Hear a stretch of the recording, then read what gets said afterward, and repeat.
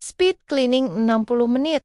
Rumah rapi dari dapur sampai kamar. Sebelum lanjut, tolong klik subscribe dan like ya Bu. Dan juga kalau sekiranya video ini manfaat, bantu share ke teman-teman yang lain ya. Dengan klik tombol share. Nah, sekarang kita lanjut deh. Ketemu lagi nih Bu.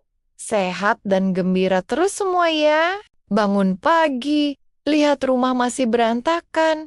Rasanya seperti disambut masalah sebelum sempat minum teh manis. Otak belum sepenuhnya nyala, tapi dapur sudah minta perhatian.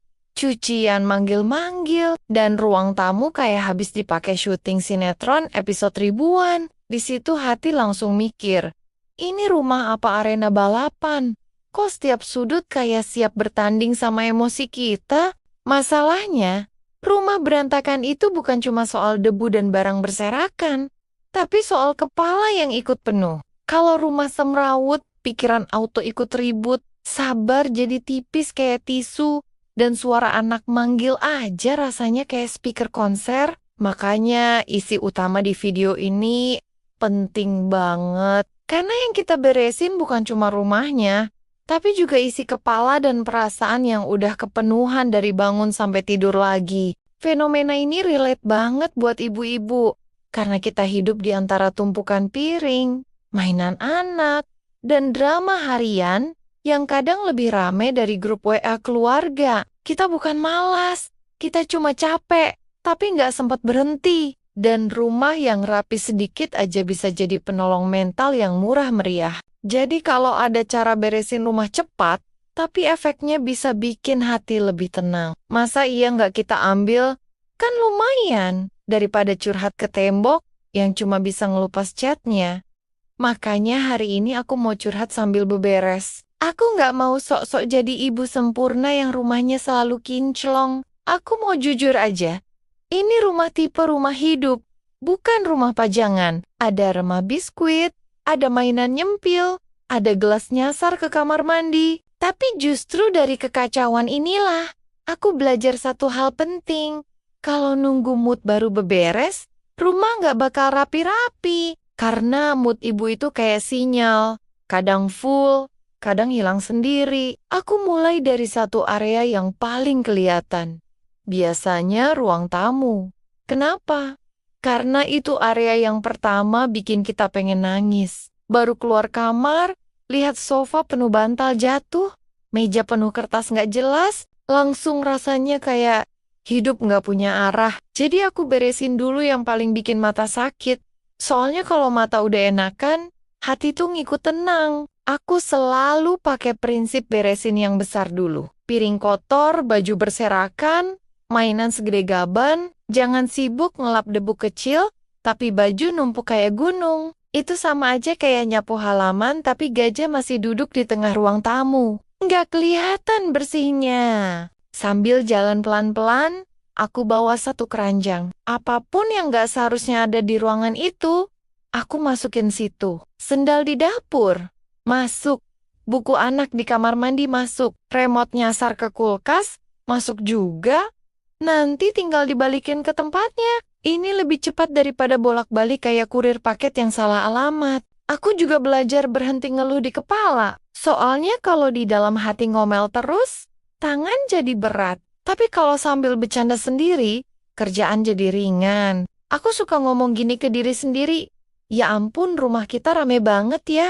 Ini rumah apa base camp camping anak sekolah? Lucunya, habis itu malah jadi ketawa dan tangan makin cepat. Aku nggak ngejar bersih sempurna, aku cuma ngejar kelihatan rapi. Karena bersih sempurna itu butuh waktu, tenaga dan mental baja. Ibu rumah tangga itu bukan tukang bersih profesional yang dibayar per jam. Kita ini manusia, punya capek, punya batas, jadi yang penting kelihatan tertata dulu. Kalau dapur, aku langsung fokus ke wastafel dan kompor. Karena dua itu pusat dosa rumah tangga. Wastafel penuh piring itu kayak tumpukan masalah hidup. Makin ditunda, makin bikin sesak. Jadi aku cuci cepat, nggak mikirin noda detail. Yang penting kosong dulu. Di kamar, aku lipat selimut dan rapihin bantal. Cuma itu aja. Kadang udah bikin kamar kelihatan berubah, padahal lantainya belum disapu pun nggak apa-apa.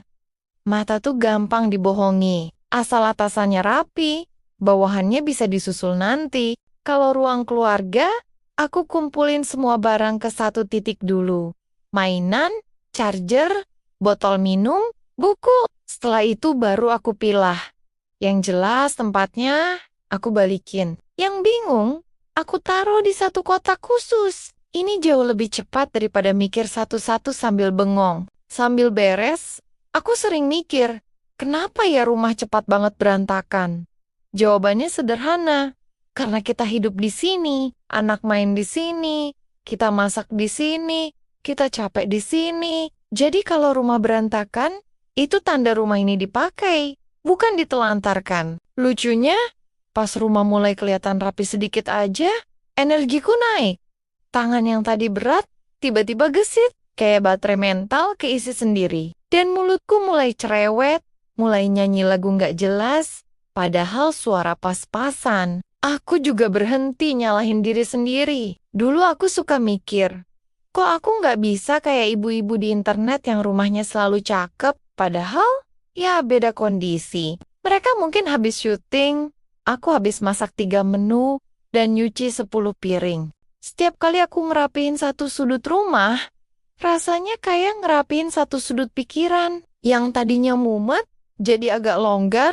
Yang tadinya pengen marah, jadi agak sabar. Ternyata, rapi itu bukan cuma soal rumah, tapi soal kepala. Aku bikin target kecil. Bukan rumah rapi semua, tapi 1 jam ada hasil yang kelihatan. Karena kalau targetnya terlalu besar, otak kita langsung nolak. Tapi kalau kecil, kita jalan dulu, dan biasanya keterusan. Dan di tengah semua itu, aku belajar satu hal. Ibu rumah tangga itu bukan cuma tukang bersih. Kita itu manajer emosi, manajer waktu, manajer kekacauan. Kita bukan malas. Kita cuma sering kebanyakan mikir sebelum mulai. Kadang, rumah berantakan itu bukan tanda kita gagal jadi ibu rumah tangga. Tapi tanda rumah itu dipakai hidup beneran. Dipakai main, makan, ribut, ketawa, nangis, dan berdamai lagi. Jadi wajar kalau ada piring numpuk, mainan nyasar, dan sandal yang jumlahnya lebih banyak dari jumlah kakinya. Tapi di balik semua itu, kita tetap berdiri, tetap ngurus, tetap jadi pusat semesta kecil bernama rumah. Beresin rumah itu sebenarnya bukan soal ngejar kinclong, tapi soal ngejar rasa tenang. Karena pas lantai mulai kelihatan, pikiran juga ikut kelihatan. Dan ketika meja rapi, hati ikut lebih tertata. Dan tiba-tiba suara anak yang biasanya bikin kuping panas, jadi terdengar seperti backsound kehidupan yang, ya sudah, kita terima dengan senyum setengah pasrah, setengah bangga. Jadi kalau hari ini capek, tarik napas, senyum dikit, pegang sapu kayak pegang mikrofon, dan bilang ke diri sendiri, ini bukan drama, ini stand-up komedi versi ibu rumah tangga. Dan kita bukan tokoh figuran, kita pemeran utamanya. Yang besok bakal bangun lagi, beresin lagi, ketawa lagi, dan terus jalan. Karena rumah boleh berantakan, tapi harapan kita harus tetap rapi. So, terima kasih banget buat semua yang sudah menonton video ini. Sampai jumpa di obrolan serta cerita yang lebih menarik di video berikutnya. Salam semangat buat ibu-ibu hebat!